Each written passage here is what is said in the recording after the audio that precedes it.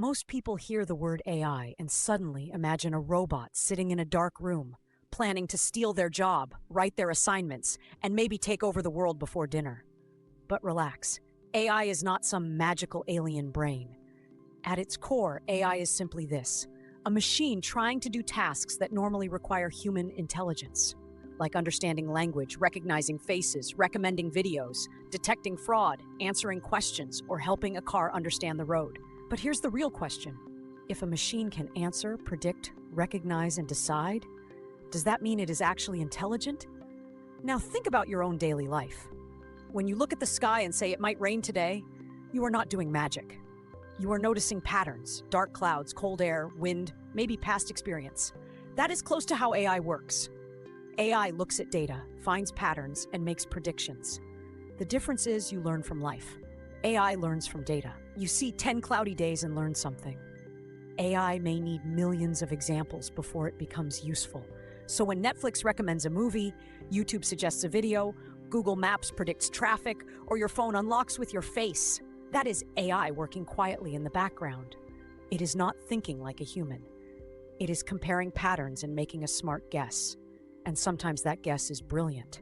Sometimes it is completely stupid. That is why AI can help doctors detect disease, but it can also confidently give wrong answers if the data or context is weak.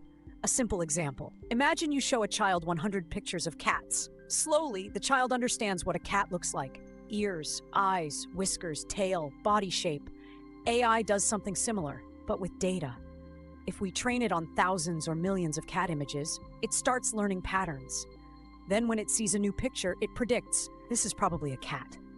Not because it loves cats, not because it understands cuteness, because the pattern matches. A small case study is YouTube itself. Every time you watch, skip, like, search, or stop a video halfway, YouTube learns something about your behavior. Its AI does not know your soul, it knows your patterns. If you keep watching videos about business, football, history, or AI, it starts recommending more of that. This is why your YouTube homepage sometimes feels like it knows you better than your friends.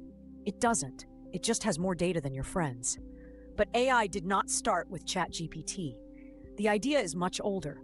In 1950, Alan Turing asked a powerful question: can machines think? Later in 1956, John McCarthy and other researchers helped officially launch the field of artificial intelligence. McCarthy is often credited with giving AI its name.